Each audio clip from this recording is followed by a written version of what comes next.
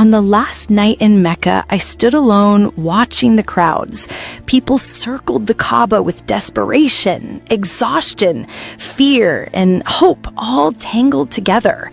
I wanted to feel what they felt, but I felt nothing. The testimonies featured on this channel are presented as received, reflecting the personal experience and perspectives of the individuals who have generously shared them with us. We encourage our viewers to approach these testimonies with compassion and understanding, as these are personal testimonies of people involved. We also encourage you to always refer to the Holy Bible and the teachings of Jesus Christ and His apostles for guidance. You can consider subscribing to the channel to support our ministry. Like, share, and comment with the country you are watching from. Watch to the end, because what you are about to hear will challenge your belief. For decades, pilgrims have crossed deserts and oceans toward the holy city, carrying prayers, burdens, and unspoken hopes. But among the millions who walk the ancient roads, every once in a generation, one person returns with a testimony that shakes everything they once believed. This is the story of Salma Ibrahim, a 30-year-old woman who left her home as a devoted believer, desperate for forgiveness, desperate for answers, and desperate to escape the emptiness that had quietly grown inside her heart. What she found in Saudi Arabia was not what she expected. Visions, fear, strange encounters, and a message that refused to leave her soul. When she returned home, her world unraveled. Loved ones rejected her.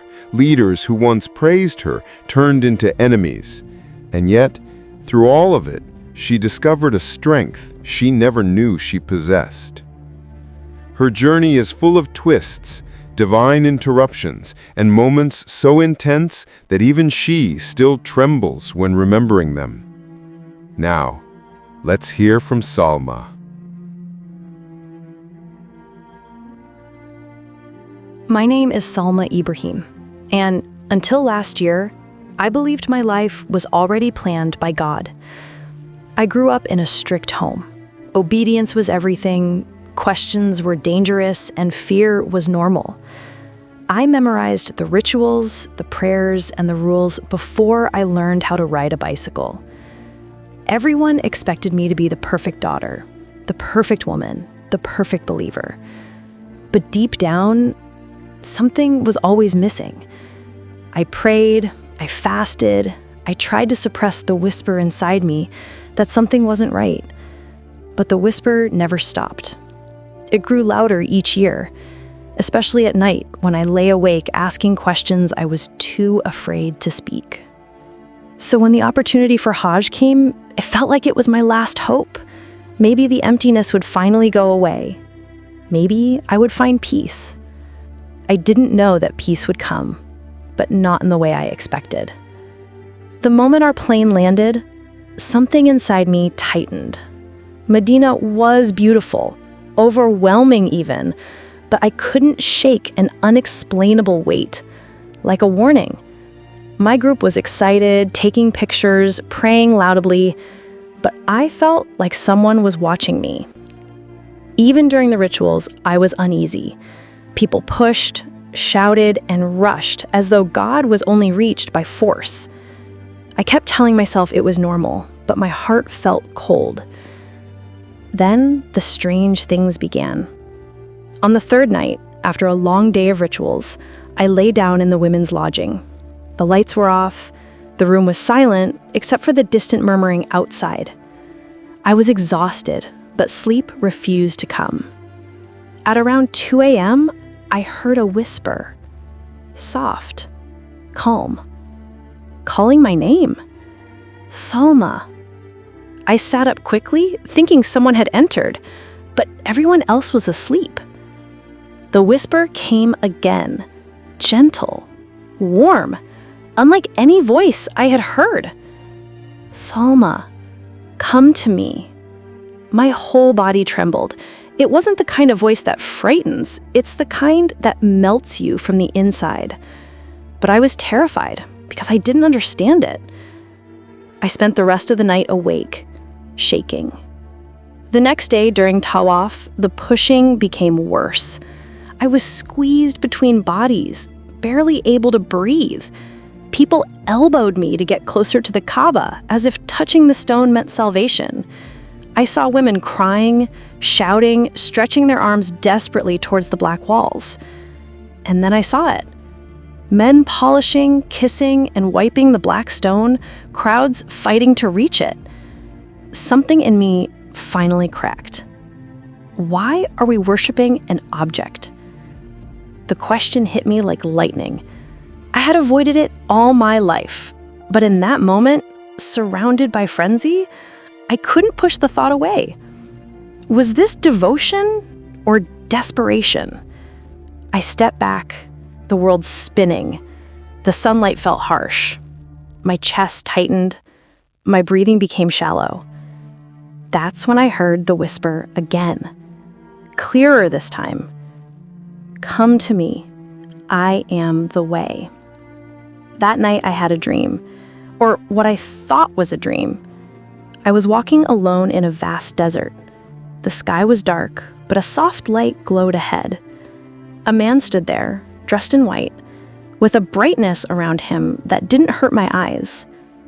When he looked at me, I felt seen for the first time in my life. He said only one sentence, "Follow me and you will find life." I knew his voice. It was the same whisper, but I didn't understand. I fell to my knees, crying, asking who he was. He didn't say his name, but something inside me already knew. When I woke up, I was shaking uncontrollably.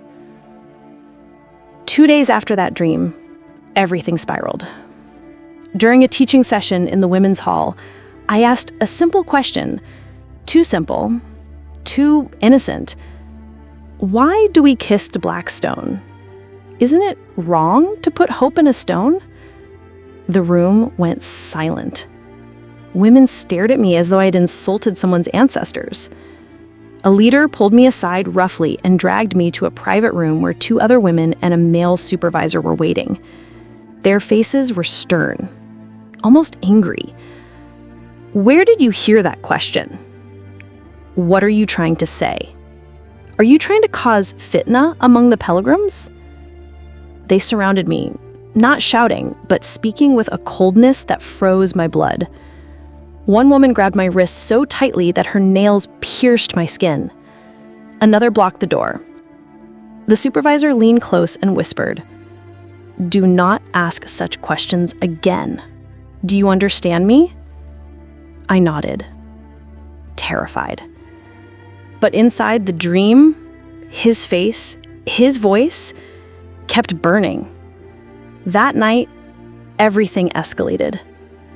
While returning from the evening prayer, 3 of the same leaders cornered me behind the tented area. The walkway was nearly empty. Their expressions were darker this time. You are saying things that can cause fitna. You need discipline. I tried to walk away, but one grabbed my arm again, harder this time. Another shoved me against the wall. They didn't hit me, but the force, the grip, the threats, the humiliation felt like my soul was being crushed. They accused me of rebellion, of dishonor, of bringing shame to the group. They said if I kept asking questions, I would be reported. I remember crying silently, frozen, unable to move as their voices swirled around me like poison. In that moment, something snapped inside. Not fear, but clarity. The same whisper filled my heart, stronger than before. I am with you. They eventually let me go, but my dignity felt shattered. I walked back alone, trembling, and the secret truth inside me grew louder. Someone had called me. Someone who wasn't made of stone.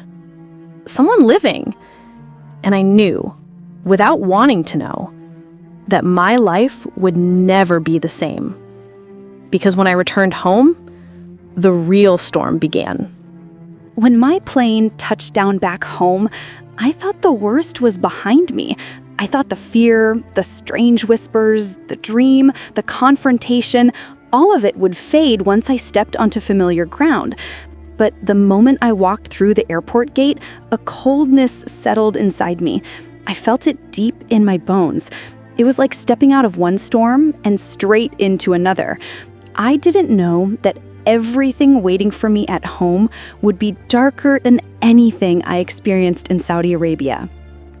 My mother welcomed me with tears and prayers, hugging me tightly.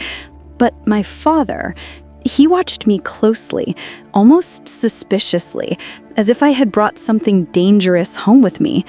At first, I told myself I was imagining it, but the way his eyes lingered on me when he thought I wasn't looking, the way he asked repeated questions about my trip, made my skin crawl. How was your Hajj? Did you follow everything correctly? Who did you speak to? Who influenced you? His questions weren't out of love. They were an interrogation. And I wasn't ready to tell anyone about the voice, about the dream, about Jesus calling me. Not yet. The first night back, I lay awake staring at the ceiling. The events in Saudi Arabia replayed over and over in my mind. The whisper, the dream, the men and women who cornered me, the fear of questioning. But above all, one thing echoed louder than everything else. Follow me.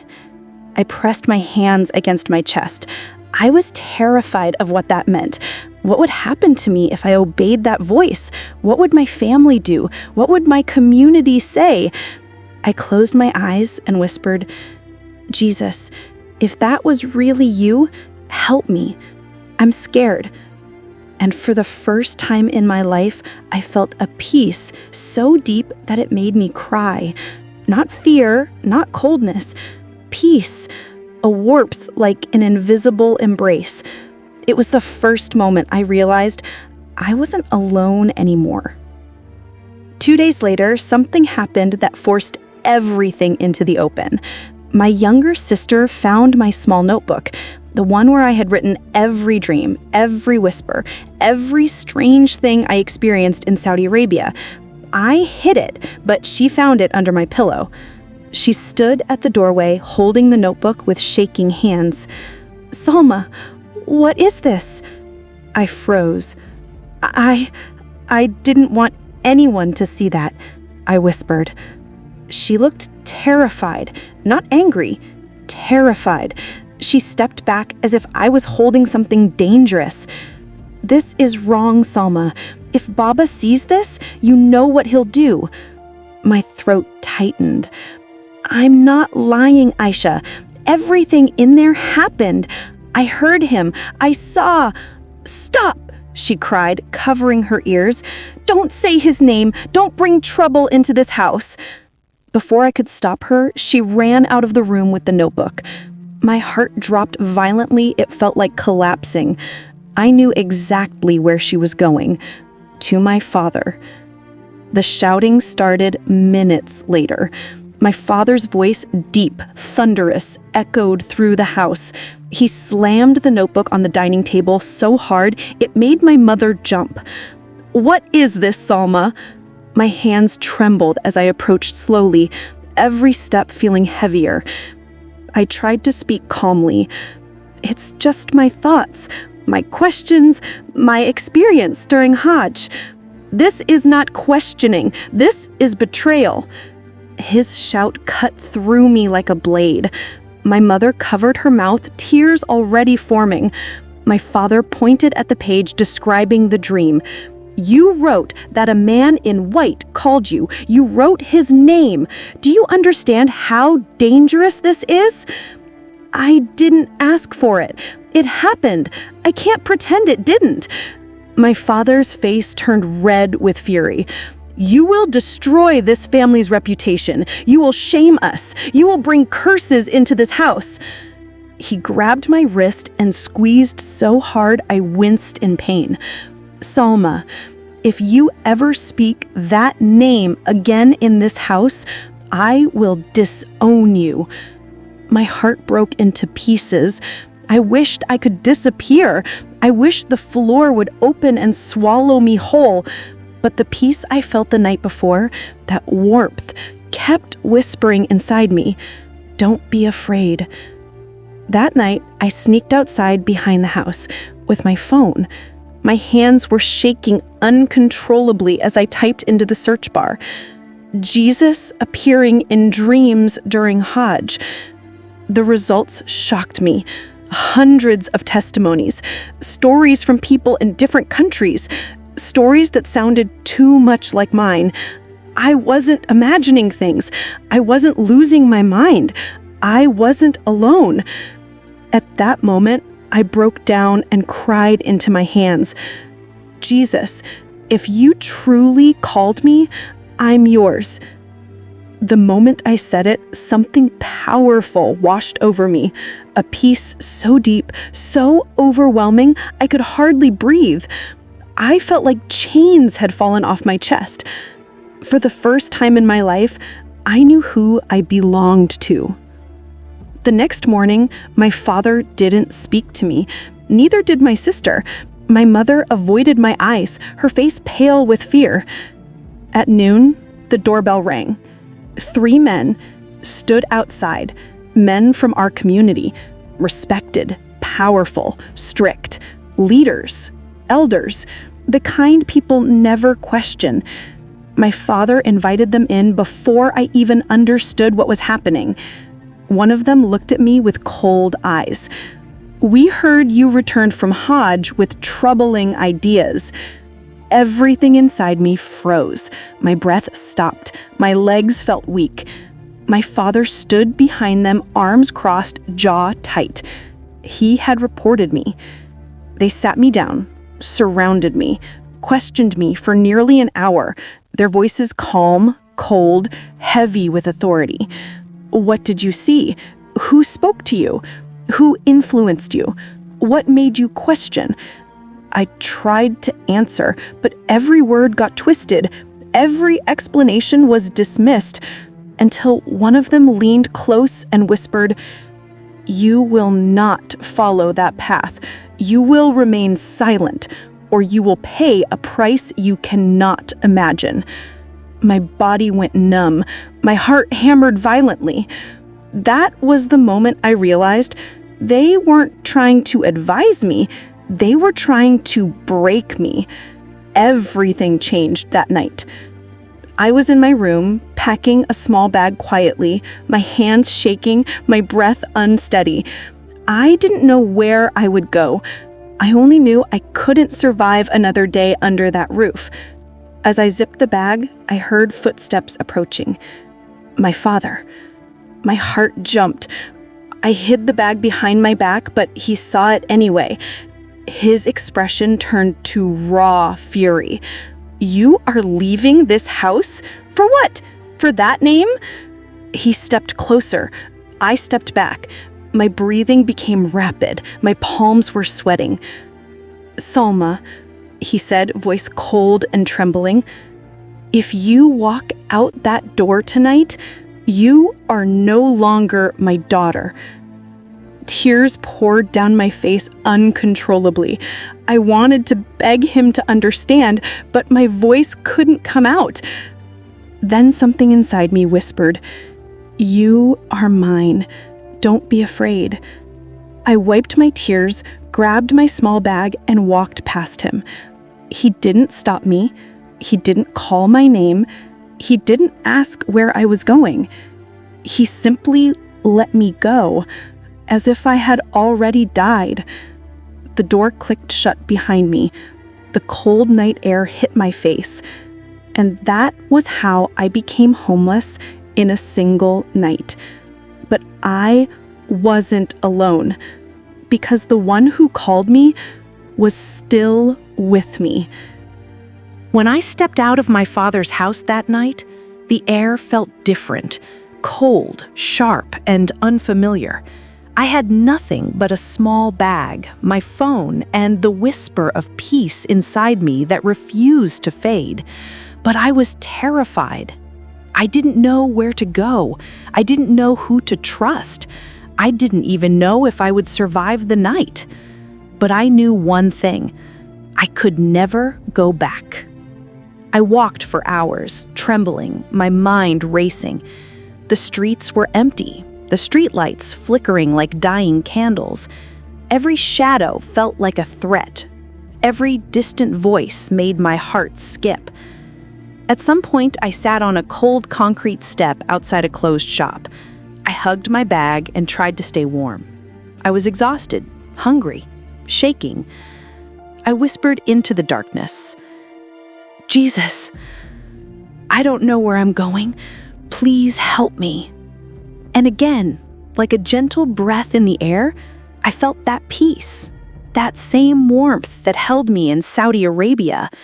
It didn't remove the danger around me, but it wrapped around my heart like invisible arms. I cried silently until sleep finally dragged me under.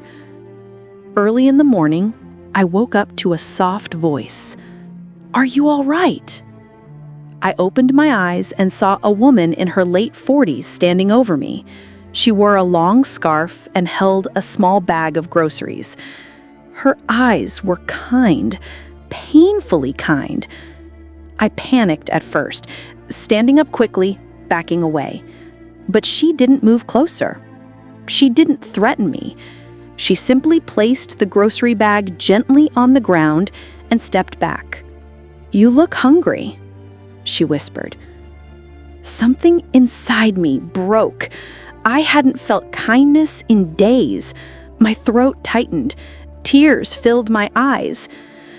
I don't have anywhere to go," I whispered. She nodded, as if she already knew. "My name is Ruth," she said softly, "and you're safe with me." I didn't know who she was.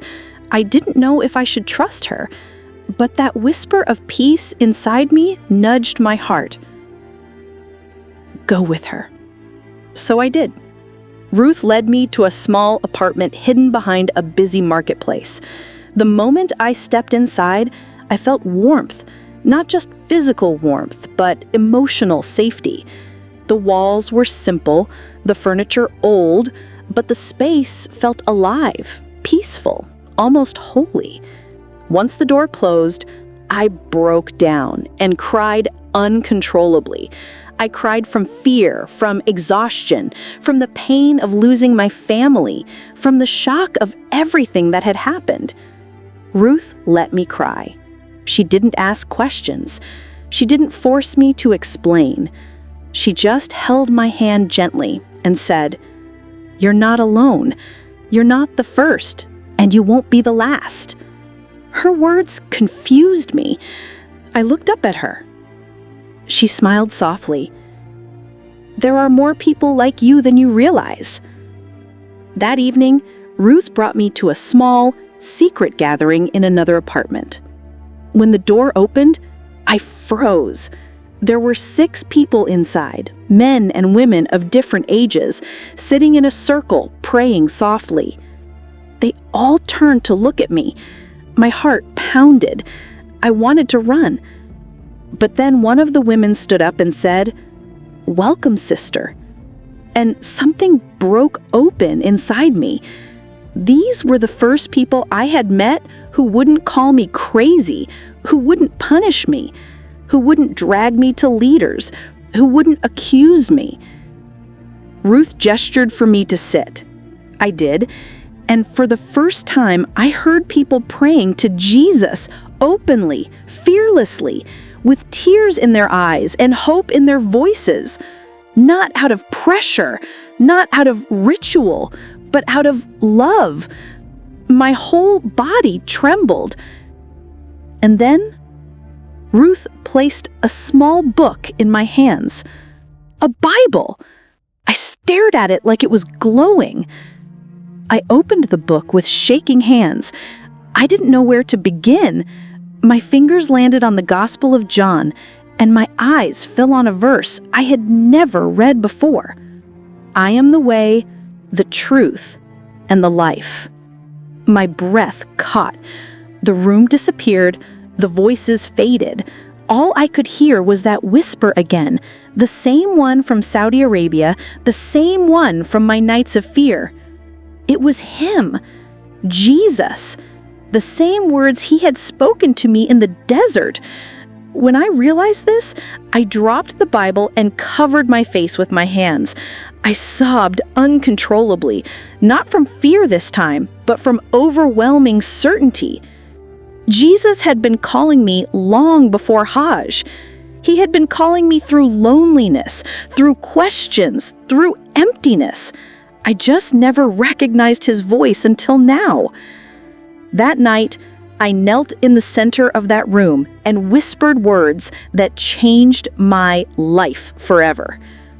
Jesus, I give you everything. I belong to you now. The moment the words left my mouth, I felt something break, like chains snapping, like a heavy stone falling off my chest. I gasped. My whole body trembled. I felt free, truly free. The next days were difficult. My father's threats spread quickly. Community members were looking for me. Rumors were everywhere. Some people said I had been kidnapped. Others said I had lost my mind. Ruth warned me not to go outside too much, not to answer unknown calls, not to trust anyone from my old neighborhood. One evening, Ruth came into my room, her face pale. She said, "They're searching houses. They're looking for you. Someone reported seeing you near the market." My heart stabbed. My mouth went dry. I felt paralyzed. The banging grew louder. "Come out, Salma. You cannot hide." I thought that was the end. I thought they would drag me out, force me home, or worse. I whispered, trembling, "Jesus, help me." Then something unbelievable happened. A massive thunderclap ripped across the sky. The lights flickered. A sudden, violent rainfall began, like a wall of water hitting the earth. The voices outside shouted and scattered, running for shelter. Within seconds, the street was empty. Ruth looked at me, shocked. Her voice trembled. "You prayed, and the storm came." I didn't know what to say. I didn't know what to think. All I knew was that Jesus was still with me. Even in the storm, even in danger, even when the world hunted me. A week later, with the help of the small Christian group, I relocated to a safer region. New name, new environment, new life. I wasn't hiding because I was ashamed. I was hiding because I wanted to live. And every night, I read the Bible Ruth gave me. Every night, I prayed. Every night, I felt him closer. The old Salma died the moment I stepped out of my father's house. The new Salma, the one who found life, truth, and freedom, was born in the storm. And now I share my story not to shame anyone, not to attack anyone, but to tell the world. I was lost. I was broken. I was searching. And Jesus found me.